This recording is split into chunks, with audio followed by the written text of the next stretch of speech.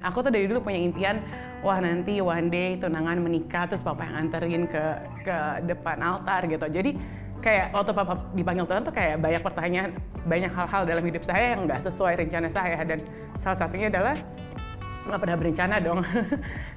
Gak pernah berencana kehilangan papa, dan kayak tanpa sadar ada kemarahan, ada kekecewaan itu loh kepada Tuhan.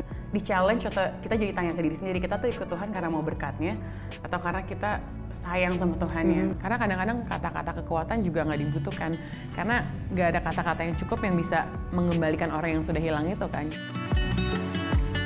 Sahabat Solusi, hari ini kita kedatangan seorang sahabat, seorang yang sudah tidak asing mungkin bagi sahabat Solusi yang suka nonton Super Youth dulu. Please welcome Mima Hutapea. Hai Kak, apa kabar? Hai Mima. Thank you banget sudah datang ke sini. Thank you for having me. Baru dengar bahwa barusan banget tunangan ya? Iya. Congratulations. Thank you. Selamat. Dan kayak masih nggak biasa gitu loh Kak. Dengan iya. tunangan biasa kan pacar kayak ini tunangan. Itu kapan, bulan apa? Baru banget bulan Baru lalu. Banget ya? Baru bulan lalu. Oke. Kita doain ya prosesnya semoga lancar. Amin. Semuanya. Tuhan sertai prosesnya sampai nanti bahkan berumah tangga Tuhan yang pegang kendali. Amin. Sahabat Solusi yang belum kenal Mima, belum pernah lihat Mima di Super Youth, boleh nggak kenalan sedikit tentang personal siapa sih Mima ini gitu? Boleh dong. Sebenarnya kalau ditanya siapa, itu jawabannya bisa banyak ya. Dibilang singer, pernah juga mendalami musik, terus pernah Miss Indonesia juga di tahun 2013. Wow. Host juga. Tapi at the end of the day aku lebih suka dibilang apa ya, youth activist kali ya. Karena aku suka aktif dalam kegiatan anak-anak muda gitu. Salah satu hal yang kamu mau bagi hari ini adalah rasa sakit karena kehilangan. Yes, jadi tegang nih. Kayak takut tiba-tiba nangis nggak ada tisu ya. Tenang, kita selalu sedia tisu. Siap. Ada minum juga, jadi semua ada di sini. Oke. Kehilangan orang yang sangat disayangi. Dan kita mau bilang itu adalah seorang sosok ayah. Nah, sebelum kita bercerita tentang kehilangannya, seberapa dekat sih kamu sama, panggilnya apa? Papa? Papa. Ya. Seberapa dekat kamu sama Papa? Kalau misalkan kita nonton film kan suka ada sosok ayah yang perfect ya. Kira-kira kayak gitulah ayahku. Wow. Kalau dulu aku ingat banget dulu aku ikut Miss Indonesia, dia tuh SMS-in, sebenarnya ada WhatsApp sih, tapi dia suka aja pakai SMS. SMS-in semua orang untuk kayak nonton, untuk vote. Terus zaman aku di Super Youth, dia selalu kayak acara apapun sih, dia SMS semua orang, misalkan tayangnya Sabtu, tanggal berapa. Kayak Sabtu 20 Januari 2023 jam 3 sore, saksikan Super Youth, misalkan di mana. Detail banget, yang bener-bener bangga banget gitu sama anaknya. Terus aku dari SD, bahkan TK mungkin sampai SMA, sampai kuliah, karena kan papa meninggalnya pas mendekati aku lulus ya. Sampai kuliah tuh selalu dianterin ke sekolah, anterin ke kampus, karena puji Tuhannya pekerjaannya papa tuh bisa fleksibel lah. Jadi dia bisa nganterin aku, jemput aku. Dan benar-benar deket banget sih, sampai semua orang yang pernah kerja bareng aku pasti mostly kenal papa gitu. Karena dia ada di momen itu. Bahkan pernah aku lagi mau syuting, lagi mau nyanyi di sebuah acara. Boleh nggak sih sebutin namanya? Boleh. Jadi waktu itu lagi mau nyanyi di acara dahsyat gitu. Terus aku lupa bawa kaos kaki gitu. Dan waktu itu konsep bajunya tuh cocoknya pakai kaos kaki putih. Dia tuh pergi ke toko terdekat untuk nyari kaos kaki gitu, sibuk sendiri. Terus datang bawa kaos kaki sampai makeup artisnya bilang, ya ampun papanya lucu banget ya segitunya gitu loh. Padahal sebenarnya nggak pakai kaos kaki itu juga nggak apa-apa. Tapi dia tahu aku pengennya konsep bajunya tuh kayak gini, lucu kayak Harajuku. Jadi dia segitunya niat nyari kaos kaki buat aku. Itu cuma satu dari begitu banyak momen. Dia benar-benar kayak be there for me gitu. Kalau ada istilah ayah hadir ya dia benar-benar hadir gitu. Iya. Dan lebih dari segala barang yang bisa diberi, kehadiran ayah itu yang paling berarti bagi anak sebenarnya ya. Yes, dan kan kalau orang suka bilang di saat kita punya ayah gitu, kadang-kadang ada orang yang trauma atau sakit hati karena perlakuan ayahnya gitu. Dan aku coba mengingat, pernah nggak sih papaku nyakitin aku gitu? Mungkin ada kali ya, tapi aku nggak ada satu hal pun yang aku inget gitu loh yang dia nyakitin aku. Dan itulah hal yang membuat aku ya nanti pasti juga aku akan cerita, tapi intinya aku sempat bertanya-tanya gitu pada saat papaku dipanggil Tuhan. Kita kan sekeluarga melayani. Bener-bener papa tuh pendeta, jadi setelah dia jadi businessman, dia ada satu titik di hidupnya mengambil keputusan full time di ministry. Terus mama juga jadi pendeta, terus aku pelayanan tuh dari kecil. Jadi kan bayangan kita kalau kita melayani Tuhan tuh pasti hidupnya kayak lurus aja gitu. Dan aku tuh dari dulu punya impian, wah nanti one day tunangan menikah terus papa yang anterin ke depan altar gitu. Jadi kayak waktu papa dipanggil Tuhan tuh kayak banyak pertanyaan, loh kok saya kayak udah do the rule book, kayak hidup kudus, jaga kudusan, hidup dalam Tuhan, tapi kok kayaknya banyak hal-hal dalam hidup saya yang nggak sesuai rencana saya, dan salah satunya adalah nggak pernah berencana dong. Gak pernah berencana kehilangan papa, dan ngerti gak sih, papa juga bukan pemakai narkoba atau apa, ngerti gak sih, kayak hidupnya dia juga baik kok, Tuhan panggil cepat ya gitu. At that time aku ngerasa itu cepat ya, walaupun masa dia umur 65 tahun tapi nggak ada riwayat sakit atau nggak ada riwayat sakit, dia nggak pernah check up anyway sih, dia nggak pernah check up ke rumah sakit, jadi itu terjadinya cepat banget gitu. Banyak yang kaget juga, hari Sabtu dia merasa nggak enak dadanya, Sabtu depannya langsung dipanggil Tuhan pada saat masuk rumah sakit. Gitu. Wow.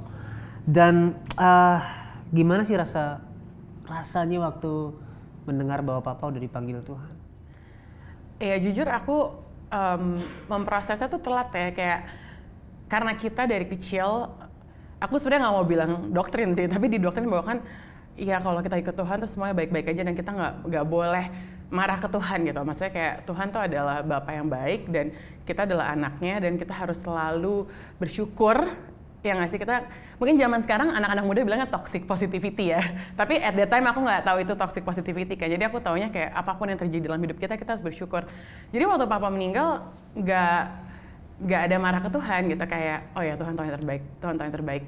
Tapi along the way gitu, seiring berjalannya waktu, aku itu jadi kayak apa ya, snowball kali ya, kayak bola yang berguling makin lama makin tebel kan. Kayak tanpa sadar ada kemarahan, ada kekecewaan itu loh kepada Tuhan. Kayak ada saatnya dimana aku kayak ya nggak mau pelayanan gitu, karena kayak aduh banyak hal yang gue nggak pengen terjadi dalam hidup gue, tapi kok Tuhan izinin terjadi gitu. Dan orang nggak tahu itu, karena aku selalu memasang atau mendisplay kayak yang pasti kalau kita posting di Instagram atau posting di mana-mana, kita akan posting Alkitab kan, kita akan posting yang positif kan. Jadi orang nggak tahu kalau ada momen hidupku di mana aku kayak marah sama Tuhan, kayak bertanya-tanya sama Tuhan. And at that time aku merasa bersalah juga sebenarnya, kayak kok gue marah sama Tuhan. Tapi dengan aku melewati proses itu, aku kayak belajar bahwa Tuhan itu kan Tuhan yang besar, Tuhan yang luar biasa, yang ajaib, sehingga perasaan kita nggak ada yang too much for Him. Jadi mau kita marah atau kita kecewa sama Dia juga istilahnya dia nggak bisa kita apa ya, sakiti, atau dia jadi nggak jadi less berkurang sayangnya atau dan, berkurang dan nggak berkurang ketuhanannya. Exactly, itu maksudku. Jadi maksudnya emosi kita atau emotion kita tuh sebenarnya nggak too much for Him gitu loh. Dan at that time juga belum ngerti, tapi aku baru mengerti dan baru bisa apa ya, membantu orang lain juga yang mengalami kehilangan di saat aku memproses perasaan aku. Dan itu ya prosesnya panjang ya, selain of course kayak tetap sharing sama komunitas yang benar dalam Tuhan, aku sampai juga ngobrol ke psikolog, kenapa aku merasa why do I feel this way kayak gitu. Dan psikologku bilang kayak kamu tuh sebenarnya grieving, tapi kamu nggak pernah memberikan diri kamu untuk grieving, karena kamu tipe yang selalu happy gitu lah, kayak hai apa kabar. Jadi tanpa sadar kamu lagi berduka gitu kan, lagi kayak bener-bener down, tapi kamu nggak ngasih kesempatan untuk diri kamu berduka gitu. Oke. Ya. Bagaimana kamu melihat yang doktrin-doktrin yang ditanamkan di dalam hidupmu sejak kecil, bahwa ketika kamu lurus ikut Tuhan, maka semuanya akan baik-baik saja. Kamu nggak boleh marah ke Tuhan, kamu nggak boleh kecewa ke Tuhan. Bagaimana melihatnya sekarang? Yes, aku harus hati-hati banget ya ngomongnya, aku takut ada salah ngomong nanti. Nggak, it's okay, Coba okay. Kakak bantu merangkai kalimatku okay. ya. Karena aku baru nyadar itu sebenarnya apa ya, emang bener sih kalau kita suka bilang toxic, walaupun jangan dikit-dikit toxic, tapi itu toxic sih di saat ada orang lagi down atau orang lagi misalkan kehilangan orang tua, bahkan kehilangan yang misalnya dalam cara yang tragis, ada yang kecelakaan atau apa, terus kita kayak oh ya everything happens for a good reason, kayak segala sesuatu terjadi untuk kebaikan, atau ada orang bangkrut, oh ya Tuhan tuh atau yang terbaik. Kadang-kadang kita harus admit dulu kayak iya ya itu menyebalkan ya, itu apa ya, it sucks, kayak itu mengesalkan ya di saat kita udah ikut Tuhan tapi hal buruk terjadi sama kita. Kayak kadang-kadang kita udah di mindsetnya udah didoktrin bahwa kalau kita ikut Tuhan semua itu baik-baik aja. Tapi sebenarnya kalau kita benar-benar baca Alkitab, Tuhan nggak bilang semuanya akan baik-baik aja. Tapi Tuhan bilang even through the valley, walaupun lewat lembah kekelaman, aku besertamu. Jadi bukan nggak lewatin lembah kekelaman, kayak dia nggak bilang if kita lewatin lembah kekelaman, nanti saat berarti kan dia tahu kalau dalam dunia pasti ada. Kita akan lewatin lembah kekelaman dan itu dia momen dimana kita tuh jadi di saat ikut Tuhan kita di apa ya kayak di challenge atau kita jadi tanya ke diri sendiri, kita tuh ikut Tuhan karena mau berkatnya atau karena kita sayang sama Tuhan ya. Maksudnya sih kayak bukan berarti kita nggak boleh marah atau nggak boleh kecewa, tapi kayak aku bener-bener deket sama Tuhan justru bukan saat aku di sekolah minggu atau saat aku pelayanan di anak muda dan segala macam, tapi deketnya justru di saat aku lagi marah sama Tuhan itu, lagi kecewa sama Tuhan, justru aku merasa paling deket sama dia karena aku ngerasa Tuhan kok aku udah kayak meragukan Engkau, aku udah kayak suka-suka udah nggak mau baca Alkitab, nggak mau baca renungan, tapi kok Engkau tetap sayang sama aku karena at that moment Tuhan tetap memberkati aku gitu, walaupun berkat nggak cuma lewat materi ya, cuma at that time Tuhan tetap buka pekerjaan-pekerjaan buat aku di saat COVID semua orang struggling, Tuhan tetap buka pintu. Terus aku kayak ngerasa I don't deserve this gitu. Dulu jujur di saat Tuhan berkatin aku ngerasa I deserve it karena aku hidup kudus, hidup lurus, hidup benar. Jadi aku ngerasa bahwa oh ya gue layak mendapatkan ini karena gue istilahnya apa ya kayak sudah memenuhi semua standar-standar yang ada gitu ya. Kayak perfect little daughter, ngerti nggak sih Kak? Kayak standar anak perempuan yang dari kecil melayani, nggak pacaran sana sini, ngerti nggak sih kayak gitu.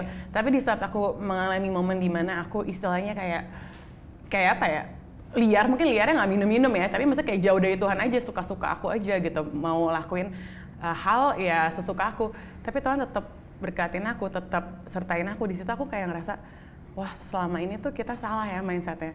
Kita suka kira jadi Kristen, ikut Kristus tuh mulus. And that's why banyak orang kecewa sama Tuhan. Karena kita mungkin diiming-imingin atau dijanjiin hal yang salah gitu loh. Memang Tuhan menjanjikan hidup kelimpahan, tapi kelimpahan itu bukan soal barang, materi, atau plan kita sesuai. Tapi kelimpahan itu kayak kita bisa ngerasa sukacita di tengah-tengah masalah. Kita bisa ngerasa sukacita di tengah-tengah pergumulan yang belum selesai. Kita merasa limpah ada apapun situasinya. Karena kita memiliki Kristus itu yang paling utama ya. Dan ya itu tadi sih ya. Datang kepada Tuhan ketika kecewa, ketika marah itu justru tempat teraman ya. Seringkali orang bilang kan jangan kecewa lah, jangan nunjukin kecewa ke Tuhan, jangan marah ke Tuhan. Tapi justru paling aman kita datang kepada Dia untuk membawa rasa sakit yang kita sedang rasakan itu. Iya, dan mengakui sih kalau kita lagi sakit gitu. Karena itu tadi aku bilang kan di saat aku pertama kali Papa dipanggil Tuhan, itu tahun 2017, aku masih kayak 19-20 tahun. Aku selalu kayak di khotbah-khotbah dan di kesaksian aku selalu bilang kayak tetap bersukacita senantiasa. Jadi nggak pernah admit kalau aku tuh lagi sedih gitu. Bahkan orang kadang-kadang kayak memuji, hebat ya kamu ya, walaupun apalagi orang yang tahu seberapa dekat aku sama Papa ya, hebat ya kamu walaupun Papa udah nggak ada masih bisa happy.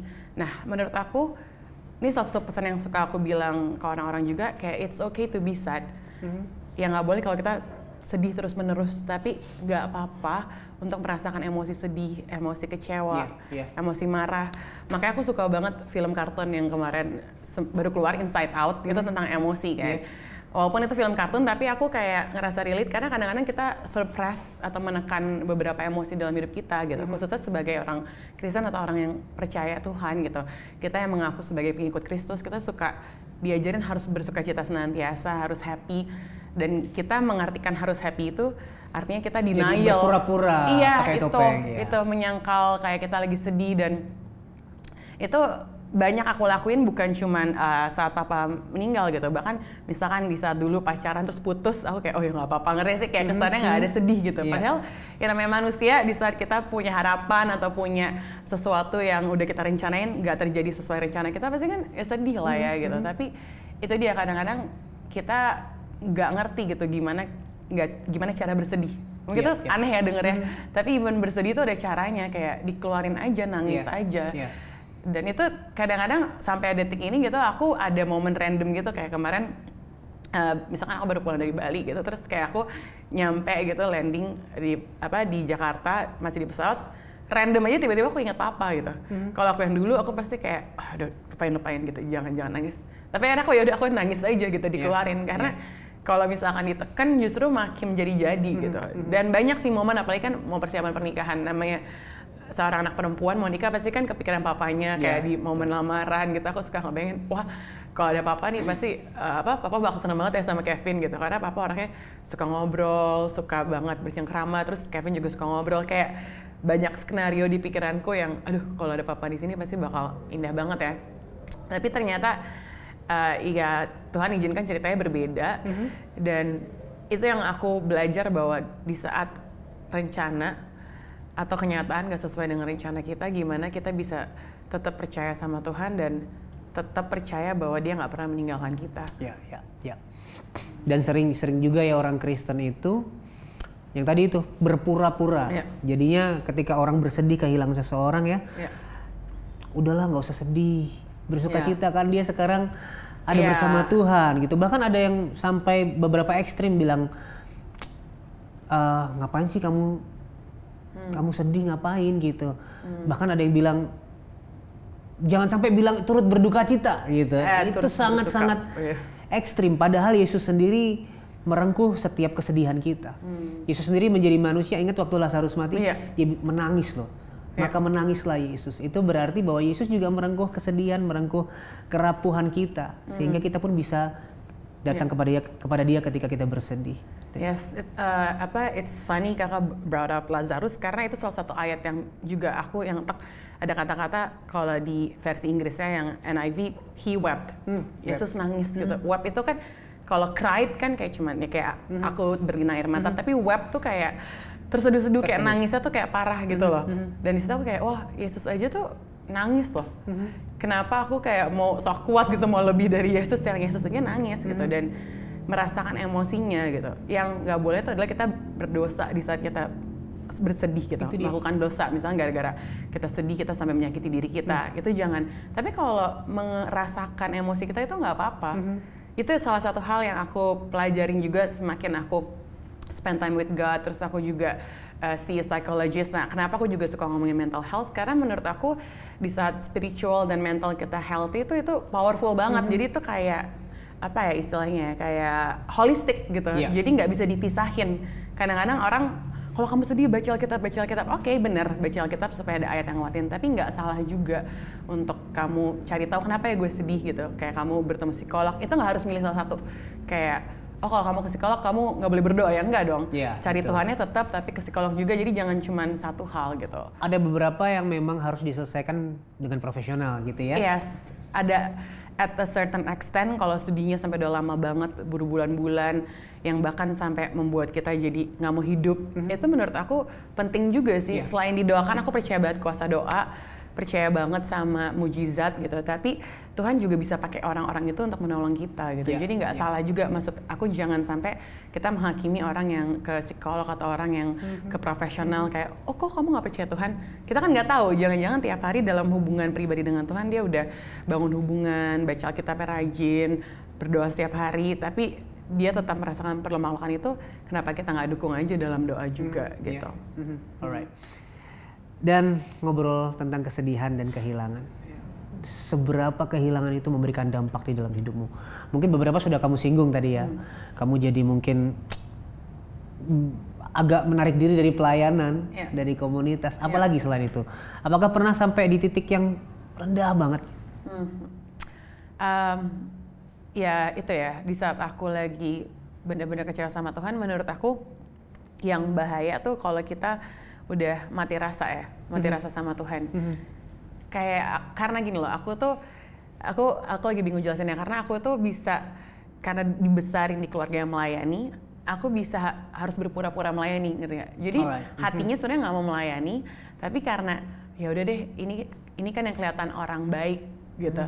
Jadi di saat aku harus pelayanan, harus lead worship, iya sih. Mulut aku nyanyi, tapi hati aku tuh lagi kayak marah sama Tuhan. Dan menurut aku tuh yang lebih berbahaya sih, karena jadi kayak munafik. Jadi kayak live double life gitu. Di luar kelihatannya cinta Tuhan, tapi di dalamnya sebenarnya enggak gitu. Dan itu yang membuat aku kayak merasa ini nggak bener nih gitu. Karena mungkin orang lain nggak tahu gitu. Mungkin orang lain di luar muji-muji, hebatnya dia walaupun kehilangan papanya masih melayani Tuhan. Tapi hati aku yang nggak tenang, karena aku nggak suka jadi orang yang tidak autentik gitu. Di luarnya memuji-muji Tuhan, tapi di dalamnya kayak marah sama Tuhan, kecewa sama Tuhan, jauh bahkan dari Tuhan gitu ya. bener-bener nggak ada relationship sih. Maksudnya dulu tuh kayak ada momen aku setiap hari rutinitasnya nih pasti bangun devotional gitu, bangun berdoa, baca renungan, terus buat jurnal. Aku punya jurnal di rumah sampai banyak karena aku setiap hari selalu journaling gitu loh, apa pesan Tuhan hari ini. Nah ada momen dimana aku berhenti bener-bener nggak journaling, nggak, iya bangun langsung gosok gigi aja, nggak doa, langsung mandi, langsung berangkat, kayak ya udah mati rasa aja sama Tuhan. Mungkin ibarat orang yang kalau menikah kayak udah nggak ada perasaan gitu kan, jadi cuman ya udah satu rumah tapi ya udah nggak ada perasaan. Nah ini sama Tuhan kayak ya udah ke gereja tapi ya udah cuman kayak rutinitas gitu, dan itu rasanya nggak enak. Mungkin orang lain nggak tahu tapi kan kita yang jalanin tahu ya. Dan di saat aku ngobrol sama orang-orang yang ngalamin kehilangan juga, terutama anak muda, apalagi anak-anak muda yang melayani Tuhan aktif di gereja, mereka bilang, iya loh Kak, sama aku juga sebenarnya ada momen kayak gitu, momen kecewa sama Tuhan, momen marah sama Tuhan, tapi karena takut diomongin, ngerti gak sih, misalkan kamu semenjak papa kamu meninggal gak pernah melayani, jadi kayak dia tahu, kayak we know how to present ourselves gitu loh, kayak kita tahu gimana cara mendisplay diri kita kelihatan baik, kelihatan kuat. Padahal sebenarnya di dalamnya nggak kuat gitu, di dalamnya tuh ringkih dan marah sama Tuhan gitu loh. Dan itu nggak sih marah yang serem, marah yang kita nggak kelihatan kayak marah karena kita bisa berpura-pura. Menurut aku itu still lebih serem. Dan itu sangat-sangat menghancurkan hidupmu dari sisi itu juga ya. Iya, karena capek juga sih kayak harus berpura-pura fine-fine aja gitu. Dan di satu sisi aku juga tahu kayak mamaku juga sedih kan. Jadi kayak aku mau cerita ke dia, kayak ngerasa dia juga dealing with her own feelings gitu, dia juga lagi memproses perasaannya, jadi ya udahlah gue lewat ini sendiri aja gitu. Dan aku ngerasa banyak orang-orang juga nggak tahu gimana menemani orang yang sedang berduka. Kita bingung gitu harus ngapain ya. Dan aku sekarang jadi belajar di saat ada orang yang berduka, kita cuma harus be there aja sih, ada di sana tanpa menghakimi dan tanpa kata-kata bahkan, karena kadang-kadang kata-kata kekuatan juga nggak dibutuhkan karena nggak ada kata-kata yang cukup yang bisa mengembalikan orang yang sudah hilang itu kan. Jadi kadang-kadang kita cuma butuh seseorang di samping kita sih untuk ada buat kita aja sih. Aku ada baca kata-kata quote yang menurut aku bagus. Dia bilang saat kita kehilangan seseorang, kita nggak akan pernah lupa sama rasa sakitnya. Tapi bedanya saat kita merasakan rasa sakit itu nggak lagi melukai kita. Gitu. Jadi it's okay untuk feel the pain, tapi yang penting rasa sakit itu nggak menghambat kegiatan kita sehari-hari. Dan ngomongin tadi ya, kita tetap akan merasakan rasa sakit itu, tapi di satu titik rasa sakit itu tidak akan lagi melukai kita. Titiknya di mana? Nah ini menarik banget karena kalau aku ditanya orang titiknya di mana, sebenarnya nggak ada satu momen kayak di suatu sore tiba-tiba aku sadar nggak ada. Cuman itu kayak proses sih. Nah itu dia hal yang aku juga belajar. Aku tuh orang yang pengen kalau misalkan ngelakuin sesuatu langsung ada hasilnya. Jadi misalkan belajar apa, pengen langsung jago di bidang itu gitu. Ngelakuin sesuatu pengen langsung ada hasilnya. Nah sama di saat aku sedih, aku juga, Tuhan aku pengen cepet-cepet ngerasa happy lagi nih gitu. Kayak aku pengen bisa bersuka cita, kayak ketawa lagi tanpa ada rasa sakit gitu. Tapi kayak Tuhan at that time ini yang aku rasain ya, kayak Tuhan izinin aku mengalami rasa sedih supaya aku bisa connect sama orang yang ngalamin rasa sedih. Karena jujur gini, dulu sebelum aku kehilangan papa, aku nggak tahu ya bagi orang-orang ini nyambung atau enggak ya, tapi kalau ada orang curhat soal kehilangan, misalkan kayak putus dari pasangan, atau misalkan lagi ada masalah, dia itu kehilangan orang tua, kayak kehilangan orang yang disayang, aku pasti bakal kayak kasih kekuatan dan nggak bisa connect sama mereka karena nggak pernah mengalami gitu loh. Bahkan mungkin orang tuanya nggak meninggal, tapi misalkan orang tuanya kayak menjauhkan dia karena dia narkoba terus diasingkan sama orang tuanya, itu kan kayak kehilangan juga. Aku paling cuman bisa bilang, oh ya yang kuat ya, yang penting ada kita. Tapi aku nggak bisa ngerasain painnya mereka gitu, rasa sakit mereka karena nggak pernah ngalamin. Belum mengalami. Iya, nah di saat aku kehilangan papa itu, aku ngerasa in a way, bukan aku bilang Tuhan ngelakuin ini supaya aku, pelayanannya jadi makin luar biasa gitu, makin menjadi berkat. Tapi in a way kayak aku ngerasa Tuhan izinin papa dipanggil supaya aku bisa connect sama orang-orang yang merasa kehilangan dan merasakan rasa sakit. Jadi akhirnya rasa kehilangan, rasa sakit itu punya makna tersendiri dalam hidup kamu seperti itu. Dan aku percaya sih, kan tadi aku bilang ya kalau ada orang sedih kita ngomong everything happens for a good reason. Sometimes kita nggak usah ngomong, orang itu akan menyadari sendiri, akan mengerti sendiri dengan beriringnya waktu bahwa oh Tuhan tuh izinin ini terjadi karena ini loh. Jadi biarkan, mungkin kalimat tepatnya biarkan orang itu berproses. Karena waktu orang-orang bilang everything happens for a good reason, itu nggak masuk di otak aku, ngerti nggak? Aku iya-iyain tapi nggak masuk. Tapi di saat aku berproses sama Tuhan sendiri, aku lewatin rasa marahnya, lewatin rasa keselnya sama Tuhan, aku kayak oh iya ya, aku sendiri yang ngomong oh iya ya, everything happens for a good reason gitu. Kadang-kadang di momen kayak waktu kemarin COVID kan kita di rumah aja nggak ngapa-ngapain, aku suka mikir aduh kalau papaku kasihan juga ya, soalnya kan dia tipe yang nggak bisa di rumah aja, ngerti nggak? Jadi kayak seiringnya waktu aku kayak bener-bener mengerti Tuhan tahu yang terbaik, dan memang sometimes terbaik itu nggak rasa baik di kita, ngerti nggak? True. Tapi Tuhan melihat bigger than our eyes can see gitu loh. Kita cuma ngelihat segini, tapi Tuhan ngelihat dari atas lebih lebar lagi. Makanya di saat kita pada dibilang bahwa jalanku lebih tinggi daripada jalanmu, rancanganku lebih tinggi dari rancanganmu. Yes, bener. Itu tuh bener banget, karena sometimes kita ngira kita tahu yang terbaik itu harusnya kayak aku harusnya papa hidup yang terbaik, tapi kita nggak pernah tahu ya kayak kedepannya tuh akan terjadi apa gitu. Mungkin banyak hal yang kalau misalkan oh papa masih hidup mungkin dia bisa stres kalau bisnisnya lagi turun, ngerti nggak sih? Jadi kayak aku ngerasa oh ya bener ya Tuhan tahu yang terbaik sih, lebih dari aku gitu. Dan kadang ya itu terbaiknya Tuhan itu belum tentu apa yang baik menurut pikiran kita. Rasanya kayak nggak terbaik gitu loh. Ibarat kita sering dengar kayak perumpamaan, misalkan ada anak kecil minta mobil gitu kan. Terus kalau nggak dikasih, anak kecil itu pasti nggak merasa orang tuanya yang terbaik dong. Pasti kayak, oh jahat banget sih, gue minta mobil nggak dikasih. Aku pengen ini mobil. Iya kan, apa yang terbaiknya gitu loh. Kayak jahat justru kayak menahan-nahan apa yang gue inginin. Tapi orang tuanya tahu kan dia belum bisa nyetir, kalau dia dikasih mobil yang ada dia bisa nabrak buat kecelakaan beruntun, ngerti nggak sih? Nah kadang-kadang ada hal yang kita nggak ngerti kenapa ya ini terjadi. Dan kita nggak harus ngerti saat itu juga sih. Itu salah satu hal yang aku pelajarin, karena aku tipe orang yang gue harus ngerti nih kenapa ini terjadi gitu. Setiap ada hal-hal di dalam hidupku yang terjadi, aku kayak kenapa ya, harus tahu kenapa. Dan itu juga hal atau pertanyaan yang membuat kita kadang-kadang jadi jauh sama Tuhan, karena kita selalu pengen tahu kenapa. Dan kita nggak akan selalu tahu kenapa sih gitu. Mungkin kita bakal tahu nanti kalau udah ketemu face to face sama Tuhan.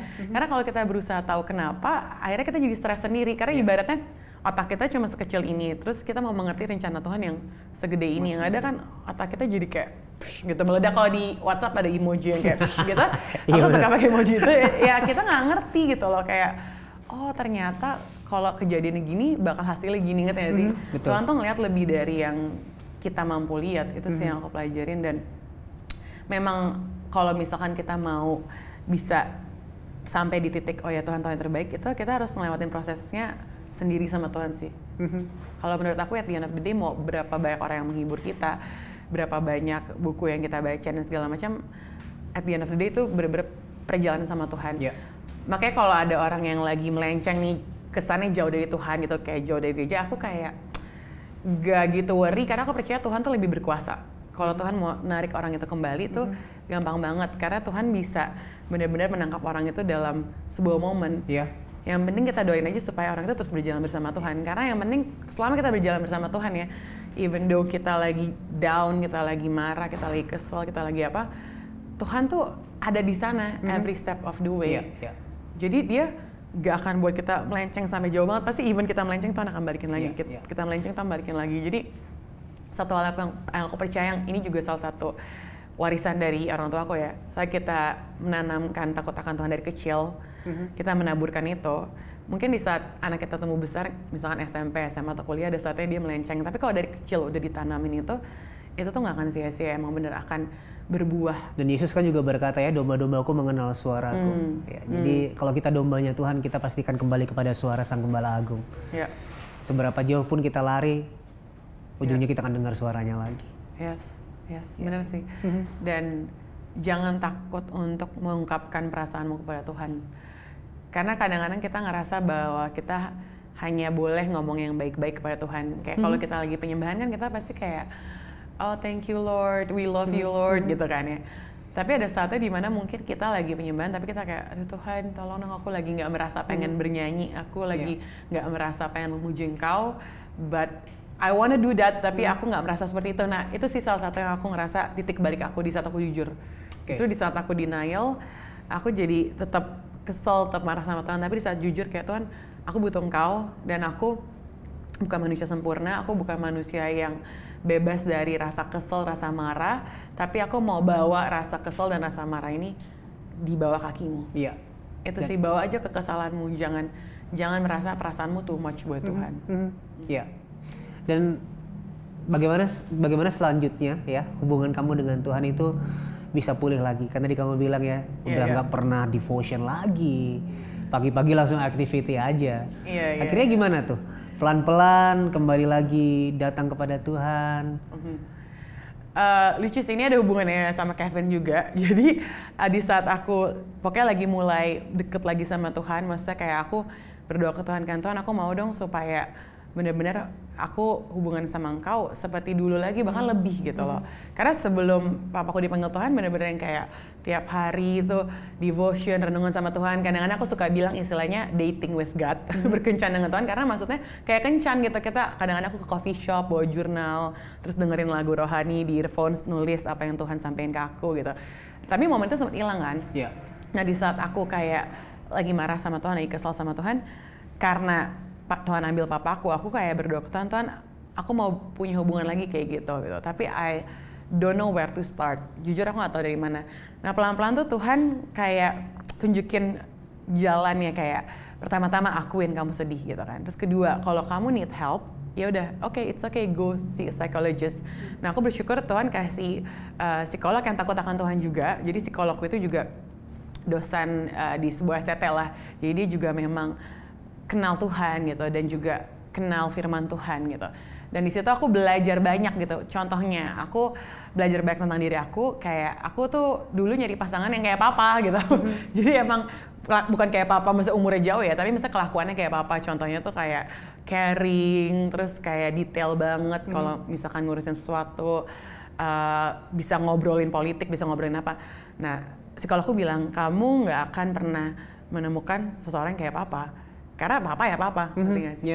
Papaku namanya Sabam ya cuma ada satu, Sabam Utapaya gitu, nggak akan ada yang sama kayak dia. Dan kamu juga nggak bisa mengisi kekosongan kamu dengan pasangan atau apapun itu. Nah itu salah satu hal yang mungkin banyak orang lakuin saat mereka kehilangan, mereka mencoba mengisi kekosongan dengan ada yang party, ada yang minum, ada yang gonta-ganti pasangan gitu. Tapi itu nggak akan pernah fill the void, nggak bisa ngisi kekosongan kita gitu. Sampai kita tahu bahwa kita harus berdamai sama diri sendiri. Sebelum kita bisa bangun hubungan sama Tuhan, menurut aku berdamai dengan diri sendiri sih. Kayak admit that I'm sad, akuin kalau saya sedih, saya kecewa. Dan setelah kamu akuin kalau misalkan, saya sedih, saya kecewa, di situ kamu bisa mulai sembuh gitu, mulai heal. Kan orang suka bilang healing yuk, kayak sekarang kalau orang mau liburan jalan-jalan kayak healing. Tapi healing tuh bukan di mana, tapi bersama dengan siapa. Dan di saat tadi aku bilang, aku bawa kekesalan aku, kesedihan aku di bawah kaki Tuhan, itu aku mulai healing. Di situ aku mulai sembuh dan aku berdoa ke Tuhan kan, oke deh Tuhan, aku nggak mau lagi nyari yang kayak papa gitu. Cuma aku minta 5 hal nih, aku kasih list 5. Kayak aku kayak ngetes Tuhan sebenarnya ya, nggak tahu ya ini boleh atau enggak. Cuma aku kayak bilang ke Tuhan, oke Tuhan, aku mau deh percaya lagi sama Engkau. Walaupun harusnya ya, maksudnya Tuhan tetap Tuhan ya, walaupun dia nggak jawab doaku. Tapi aku sempat kayak ya bercanda aja ke Tuhan, kayak aku mau nih kayak punya hubungan yang kuat lagi sama Engkau, aku mau beriman lagi sama Engkau, tapi jawab dong doa ini, aku merindukan gitu. Pasangan hidup 5, yang pertama, ini yang udah pasti dulu ya, takut akan Tuhan gitu kan. Terus yang kedua, ini dari yang silly, dari yang konyol sampai yang serius. Yang kedua, aku pengen yang lebih tinggi dari aku. Karena biasanya kayak menurut orang aku lumayan tinggi kan. Jadi betul banget itu. Jadi kayak pasangan yang lebih tinggi susah. Jadi kayak, Tuhan kalau bisa yang lebih tinggi dong gitu. Karena aku suka aja gitu lebih tinggi. Sebenarnya nggak sejauh-jauh kan, aku 175. Ya 177 atau 80 juga nggak apa-apa gitu kan. Terus ketiga, aku pengen yang deket sama keluarga gitu, yang baik, deket sama keluarga, karena aku juga family person. Dan menurut aku kan sering juga ngobrol sama orang-orang yang udah menikah, bahkan ada juga orang yang udah menikah dan cerai. Kadang-kadang mereka cerai gara-gara yang satu suka kumpul sama keluarga, yang satu nggak suka. Jadi dia keganggu kayak kumpul-kumpul mulu. Nah aku tuh family person, jadi aku bilang aku pengen dong dapet yang family person juga. Terus yang keempat, yang mapan pastinya, udah punya pekerjaan, udah punya usaha sendiri. Nah yang kelima nih, yang nggak harus sih sebenarnya, cuman kan aku Hutapea, udah pasti Batak ya. Nah di keluarga aku tuh kita satu keluarga belum ada yang sama Batak gitu loh. Palingan ada sih kakak angkatku, ada Kak Caca, dia sama Batak. Tapi yang lainnya tuh belum ada yang sama Batak gitu. Dan kita aku suka bercanda, yaudah deh Man, nanti aku sama Batak deh gitu. Jadi aku berdoa ke Tuhan, pengen deh dapet yang Batak juga gitu kan. Nah aku sebenarnya udah agak lupa sama doa itu. Tiba-tiba Tuhan pertemukan sama Kevin gitu yang pas aku lihat dia ternyata dia checklist 55 itu gitu loh. Tinggi 195, 198 gitu, dia tinggi banget. Terus dia juga mapan, terus ternyata dia Batak juga gitu. Terus dia takut tangan Tuhan, aku yang kayak ya ampun Tuhan, lucu banget sih aku doain ini dan Tuhan jawab doa ini. Dan yang bikin aku kayak apa ya, ketawa adalah Tuhan tuh apa ya, Tuhan tuh bener-bener setia dan Tuhan tuh tahu waktu yang terbaik gitu loh. Karena Tuhan bawa Kevin di saat aku udah healing gitu, udah sembuh, ngerti gak sih Kak? Karena kalau misalkan belum sembuh mungkin itu jadi pelampiasan aku aja, ngerti gak? Dan mungkin di saat dia ada hal-hal yang gak sesuai sama keinginan aku, salah satu hal yang mungkin bikin aku kehilangan papa adalah papa tuh manjain aku banget. Aku tuh dari dulu aku mau apa dikasih itu. Itu kayak bagus dan enggak sih. Bagusnya aku jadi merasakan kasih bapak, tapi nggak bagusnya aku tuh sangat dimanja, spoiled. Mungkin kalau ada istilah kayak princess treatment, mungkin aku kayak di-treat kayak princess. Jadi aku gak bisa ngalamin, ibaratnya kalau di dunia nyata ada masalah dikit gitu, yang bagi orang ya ampun tuh masalah kecil, bagi aku tuh kayak udah berat banget, kayak nunggu hal kecil ya, nunggu. Aku tuh gak pernah dibuat papa nunggu, jadi kalau kayak pulang sekolah papa udah jemput, udah ada di depan gerbang gitu ya. Terus kalau misalkan mau barang apa langsung dikasih, nggak pakai nunggu gitu. Jadi itu salah satu hal yang aku pelajarin juga di saat aku kayak lagi sesi konseling. Si psikolog aku bilang, kamu tuh kebiasaan instant gratification, apa yang kamu mau dapat, apa yang kamu dapat. Jadi kadang-kadang sama Tuhan kamu berdoa nggak dapat, kamu marah sama Tuhan gitu, karena kamu kebiasaan instant gratification. Nah di saat aku kayak mengenal diri aku dan berdamai sama diri aku, terus Tuhan jawab doa aku kayak, Tuhan lucu yang kau jawab aku tepat pada waktunya gitu. Di saat aku udah sembuh dari rasa sakit, sembuh dari rasa kecewa, karena kalau kita nggak sembuh dulu kadang-kadang kita melukai orang lain gitu. Dan ya tanpa sadar, mungkin ada lah pasti relationship yang gagal karena kelakuan orang itu ya, tapi ada juga relationship yang gagal di masa lalu aku karena mungkin aku juga ya belum sembuh gitu, karena kan hurt people hurt others gitu. Makanya aku selalu bilang ke anak-anak muda gitu yang datang ke aku untuk curhat gitu, cewek-cewek, aku selalu bilang heal yourself first deh before getting into a relationship. Karena kalau kamu masuk ke hubungan dengan luka-luka itu yang ada, kalau kamu nggak nyakitin orang itu, skenario lain adalah ya hubungan itu sendiri yang akan toxic, ngerti nggak sih? Entah kamu yang disakitin atau kamu yang nggak bisa berkembang gitu. Jadi aku ngerasa memang apa ya, di momen aku berdamai dengan diri sendiri, di situ aku jadi semakin dekat sama Tuhan karena udah nggak deny perasaan aku lagi. Jadi Kevin ini bukan seseorang yang mengisi kekosongan, bukan tapi dong. Kekosongannya sudah diisi dulu oleh Tuhan. Exactly. Sehingga Kevin ini ya kamu sudah menjadi utuh di dalam Kristus, tidak mencari sesuatu di dalam Kevin gitu ya. Kuping dia gatel ya diomongin. Tapi bener banget sih Kak, karena aku suka look back gitu, kayak kalau aku ketemu Kevin ini tahun segini, ngerti sih, lebih early gitu, 2020 atau 2019. Mungkin aku sekarang udah nggak tahu, udah nggak sama dia, udah putus karena apa ya, aku belum utuh gitu dalam Tuhan, dan hal kecil yang nggak penting, yang nggak usah dimasalahin bisa aku masalahin kalau dalam relationship. Tapi karena pas ketemu dia udah sembuh gitu, kayak relationshipnya sehat banget aja. Dan ternyata memang bener ya kan, kalau misalnya kita lagi single, orang suka bilang, oh relationship menyenangkan, kita sebel kan. Tapi memang kalau relationship itu sehat, relationship itu menyenangkan loh. Betul. Karena orang suka bilang relationship is hard work, relationship itu ini bener hard work. Tapi sama orang yang tepat, hard worknya tuh berasa ringan. Karena menyenangkan aja gitu, susah jelasin ya. Jadi mencari pasangan hidup itu bukan mencari setengah dari hidup kita ya. Dan bukan mencari kebahagiaan. Iya, benar. Kita harus tahu ya, kita utuh di dalam Tuhan, kita bahagia yang sejati di dalam Tuhan. Jadi ya pasangan ini kita sama-sama membawa kita ke arah yang benar, ke Tuhan gitu ya. Iya betul. Karena maksudnya makin kesini kan banyak orang yang kayak takut dengan pernikahannya kayak. Nah mungkin karena aku ngelihat pernikahan papa mamaku yang bener-bener literally sampai maut memisahkan, aku jadi memang percaya bahwa pernikahan itu sesuatu yang diinisiasi Tuhan dan Tuhan menginginkan itu gitu. Tapi dulu aku ragu kan, kayak gue bakal punya pernikahan kayak gitu nggak ya? Karena kayak zaman sekarang dapat orang yang tepat tuh susah banget gitu. Ternyata di saat kita udah utuh, walaupun bukan langsung the next day kita bangun kayak tiba-tiba muncul tuh orang, tapi di saat kita udah utuh, aku percaya banget Tuhan akan bawa the right person in the right time sih. Dan jangan kompromi sih, karena aku kadang-kadang suka sedih dan juga prihatin sama orang-orang yang karena takut nggak dapat yang terbaik dari Tuhan, jadi mereka kompromi kayak yaudah deh nih orang kasar, nih orang semena-mena sama gue, tapi daripada nggak dapat yang lain yaudah deh nggak apa-apa sama dia aja. Jangan sih, karena percaya deh kalau misalkan kita benar-benar percaya sama janji Tuhan dan nunggu waktu yang terbaik dan orang yang terbaik dari Tuhan, itu worth it banget. It's worth the wait gitu loh. Ini kita jadi ngomongin iya ya. Jadi itu kan kalau sama aku jadi bisa side track jadi berat. It's okay, tapi masih nyambung kok, nggak jauh-jauh amat ya. Dan sekarang kalau kamu mengalami kesedihan, mengalami rasa duka, entah karena apapun itu ya, karena kan rasa duka bukan berarti kita cuma datang dari kehilangan orang, tapi mungkin ketika apa rencana yang dijalankan, hal yang direncanakan tidak berjalan dengan lancar, hal-hal duka lainnya. Sekarang kamu gimana memaknai rasa sedih itu, rasa duka itu? Satu hal yang aku pelajarin, gak semua rencana kita harus terjadi, and it's okay. Aku tipe yang nggak tahu sebutannya apa, tapi kalau udah plannya A harus A gitu, nggak ada plan B, nggak ada plan C, ya harus A gitu. Tapi aku jadi belajar bahwa kita tuh bukan the main actor of our movie. Kita bukan kayak center dari cerita ini gitu loh. Kita kan suka bilang it's all about Jesus ya. Berarti kalau all about Jesus, terserah yang Yesus mau dong. Tapi to be honest, kalau aku look back, it's not about Jesus, it's about Mima gitu. Apa yang Mima mau, apa yang Mima pengen, plannya Mima gitu. Jadi I'm the actor, aku pemeran utama dari kisah hidup aku. Dan aku juga penulisnya. Padahal kita suka bilang bahwa Tuhan is the writer of my story gitu.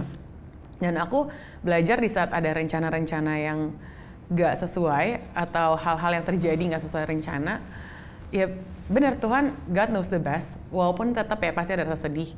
And it's okay to be sad.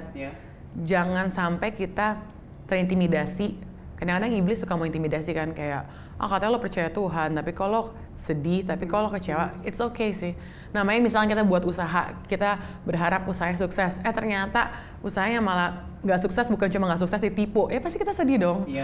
Kayak kalau kita nggak sedih, kita kayak robot, udah mati rasa. Nah nggak apa-apa, kayak embrace it gitu kali ya bahasanya. Aku nggak tahu deh tuh, kalau di Indonesia ini embrace it apa tuh, kayak rengkuh lah itu. Iya, jadi aneh. Rengkuh kayak rasain itu, jangan didinai, kayak gak apa-apa, feel all the emotion, rasakan semua emosi itu. Karena di saat kamu merasakan semua emosi itu, kamu bisa bawa emosi itu ke tangan Tuhan. Dan jujur, nah itu yang buat aku dekat sama Tuhan. Di saat aku tahu bahwa emosi aku gak too much ke Tuhan, itu yang buat aku dekat. Karena selama ini aku ngerasa bahwa saat aku datang ke Tuhan, aku harus datang dengan sempurna. Aku harus datang ibaratnya dengan kayak bersih, nggak ada masalah, nggak ada rasa sedih.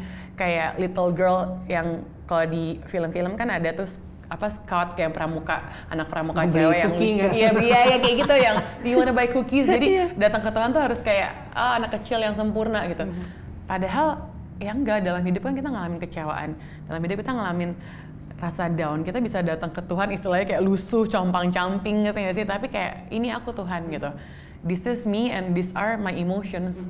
Kayak take it gitu, kayak ambil ini dan aku mau tukar rasa sedih aku dengan joy. Makanya aku suka lagu U-turn yang kau telah ubahkan ratapanku kini menjadi tarian. Itu kan kata-katanya kau ubahkan, bukan kita yang ubahkan kan? Betul. Kalau kita yang ngubah berarti kan dengan tenaga kita kan, kayak aduh gue harus bersukacita nih, gue harus happy, kayak denial. Tapi kau telah ubahkan berarti untuk bisa diubahkan sama Tuhan, kita harus bawa dulu ke dia. Ibarat kita beli barang kan, kalau mau exchange, barang lamanya harus dikasih dulu. Nggak bisa minta barang baru dong, tapi barang lamanya nggak dibalikin.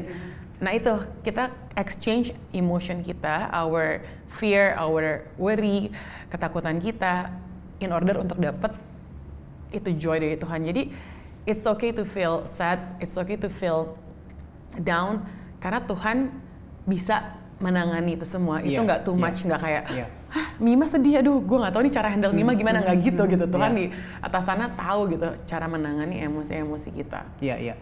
Dan Alkitab kan bilang ya, Yesus mati buat kita ketika kita masih berdosa. Bahkan dosa kita aja tidak menghalangi kita untuk datang kepada Dia karena pengorbanannya.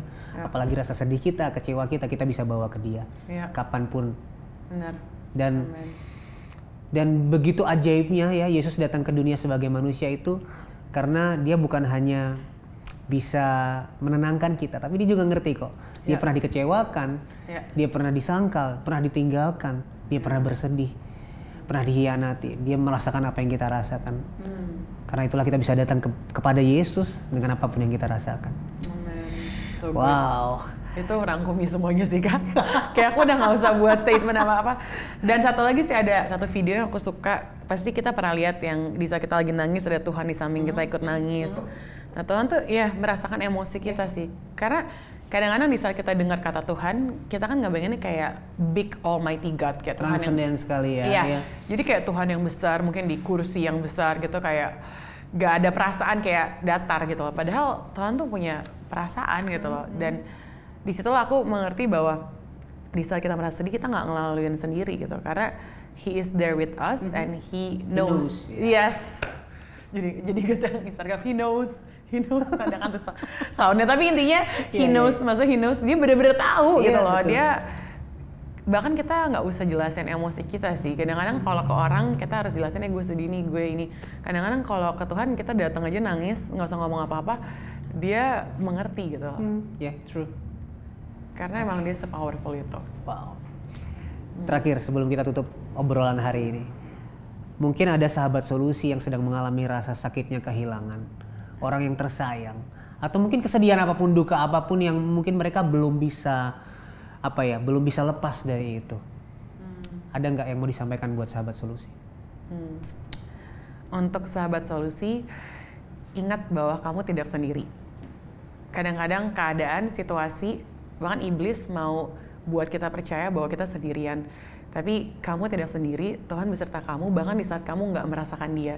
Karena kehadiran Dia itu nggak bergantung dari kita merasa merinding atau enggak, kita merasa ada mujizat atau enggak. Tapi Dia hadir even though we don't feel Him. Di saat kita nggak merasakan Dia, Dia hadir.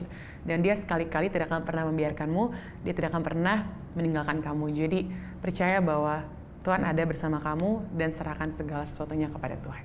Amin. Terakhirnya ada 2 ya? Banyak, nggak apa-apa. Boleh nggak satu lagi berdoa buat sahabat solusi yang sedang mengalami kesedihan, duka atau kehilangan orang yang disayangi? Oke. Can you pray? Boleh. For them? Yeah. Let's pray. Tuhan, terima kasih karena di momen ini Tuhan kami boleh diingatkan bahwa Engkau tidak pernah meninggalkan kami, Engkau tidak pernah membiarkan kami. Tuhan, aku nggak tahu betapa banyak sahabat solusi yang mungkin lagi mengalami kehilangan atau sudah melewati kehilangan dan mereka merasa kecewa, mereka merasa marah, mereka merasa tidak adil hidup ini. Tapi Tuhan, biarlah Engkau mengingatkan mereka bahwa mereka tidak sendiri. Biar Engkau mengingatkan mereka bahwa Engkau beserta mereka. Dan hari ini Tuhan, mereka yang kecewa, mereka yang marah, Engkau hibur hatinya Tuhan. Karena kami tahu nggak ada kata-kata penghiburan dari manusia yang cukup untuk bisa menguatkan kami. Dan aku juga berdoa Tuhan, supaya mereka yang jauh dari Engkau atau mungkin sudah memutuskan untuk nggak percaya lagi sama Engkau, mau datang kembali pada Engkau dan mau menyerahkan hidupnya kembali kepada Engkau. Terima kasih Tuhan, inilah doa kami dan biarlah kehendak-Mu yang jadi atas hidup kami. Dalam nama Yesus kami berdoa, amin. Amin. Mungkin hari-hari ini sahabat solusi merasakan pahitnya, sedihnya, kehilangan orang yang disayangi. Kalau sahabat solusi butuh dukungan doa, kamu bisa kontak nomor yang ada di bawah ini. Ini adalah nomor layanan doa dan konseling Cahaya Bagi Negeri. Kami akan standby 24 jam untuk mendengarkan cerita kamu dan untuk mendukung kamu di dalam doa. Jangan takut, jangan ragu untuk menghubungi kami. Bima, thank you banget waktunya. Thank you banget ya Kak. Lancar-lancar persiapan pernikahannya. Rencana kapan? Tahun depan datang ya. Wah, diundang ya pokoknya ya. Iya dong. Thank you sekali lagi ya. God bless ya. God bless pelayanannya juga. God bless you.